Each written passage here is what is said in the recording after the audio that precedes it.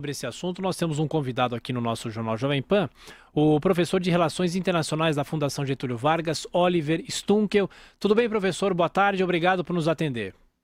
Boa tarde, tudo ótimo. Tudo bem, professor. Bom, professor, o senhor também fala não só como um conhecedor das questões internacionais, mas também com conhecimento de causa, porque o senhor, enfim, tem também os seus laços com os Estados Unidos. E eu começo perguntando, o senhor acha que foi um processo muito rápido até culminar hoje nessa discussão na Câmara? A nossa repórter, a Mariana Janjacmo, falava 85 dias a partir do início desse processo, quando a Nancy Pelosi anunciou o início, o andamento do processo na Câmara dos Estados Unidos. Foi um processo muito rápido.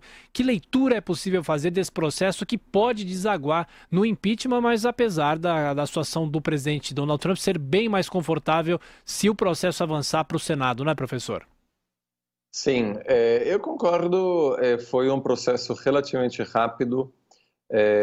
Isso porque o Partido Democrata fez um bom trabalho a princípio e queria também encerrar essa fase antes do Natal.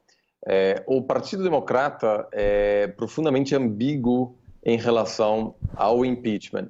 Vale a pena lembrar que a Nancy Pelosi, a presidente do Congresso, resistiu por muito tempo porque ela avalia, ao meu ver corretamente, que o impeachment, a princípio, é positivo para o presidente Trump, porque aprofunda a polarização ainda mais em um ambiente favorável ao Donald Trump e, enquanto o processo do impeachment continuar, não há espaço no debate público para falar de outros assuntos ou para que outros candidatos do Partido Democrata possam crescer. Então, isso é uma situação que também gera um debate interno no Partido Democrata, com vários dizendo que isso atrapalha a estratégia dos democratas em criar candidatos que possam enfrentar o presidente Trump em 2020. Me parece que uma outra razão pela rapidez dessa primeira etapa é que todo mundo, no fundo, já sabia que o Congresso, dominado pelo Partido dos Democratas, ia aprovar o impeachment. Isso vai acontecer hoje. O presidente será o terceiro na história a sofrer impeachment.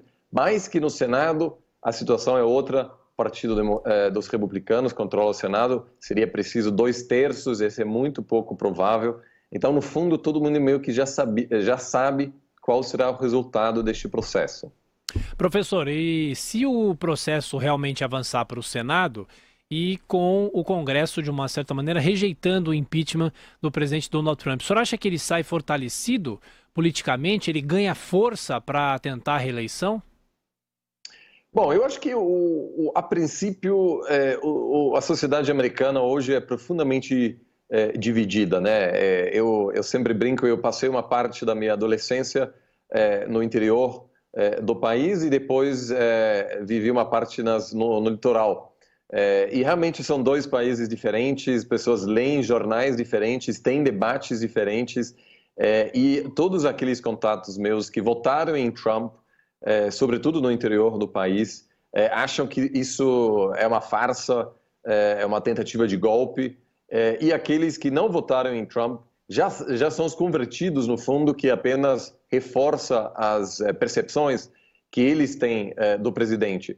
Então, eu acho que o número daqueles que de fato mudam de opinião em função do impeachment é relativamente pequeno. Mesmo assim, como eu comentei, me parece que é uma vantagem, cria uma vantagem para Trump, porque isso facilita essa narrativa que ele tem promovido ao longo dos últimos meses e anos, de que ele gostaria de governar, mas o sistema não lhe permite governar. Isso é uma coisa muito recorrente na articulação do presidente, não só a oposição, mas também o FBI e toda a máquina do Estado que atrapalha o presidente, e o impeachment, nesse sentido, ajuda ele a fortalecer essa narrativa.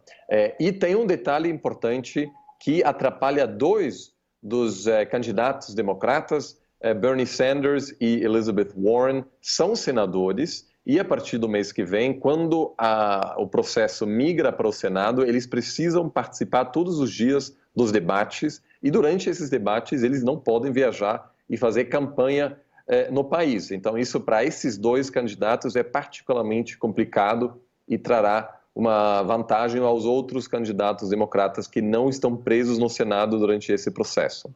É isso, professor, quando eu falei da ligação do senhor com os Estados Unidos, é que o senhor morou e estudou lá, porque o senhor tem origem alemã, né? O senhor é de Düsseldorf, é isso?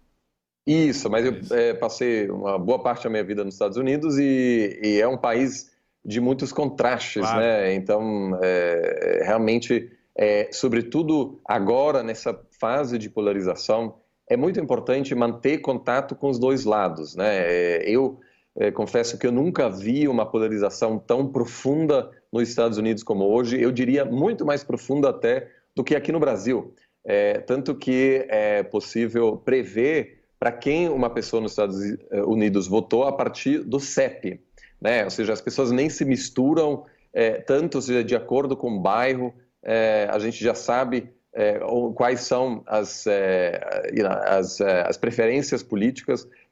Então, é uma situação muito complicada e, no fundo, esse impeachment vai piorar ainda mais essa situação.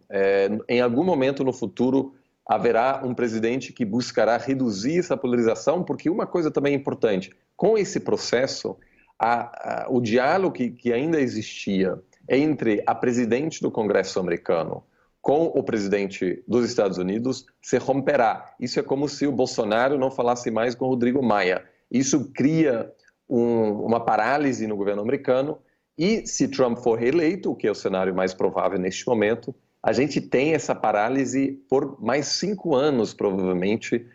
Então, isso é uma péssima notícia também para todos aqueles que esperam reformas importantes no governo americano ao longo dos próximos anos. Professor Oliver, mais uma questão. O senhor fala da polarização, mas essa polarização, ela é 50% ou não? E é possível esperar, se Donald Trump escapar desse processo de impeachment, for atrás da reeleição, o senhor acha que ele... Tudo bem, existem as pesquisas que falam sobre a popularidade dele, sobre a possibilidade dele se reeleger, mas por mais que haja essa polarização, o senhor acha que ele continua sendo o favorito numa eleição daqui a um ano?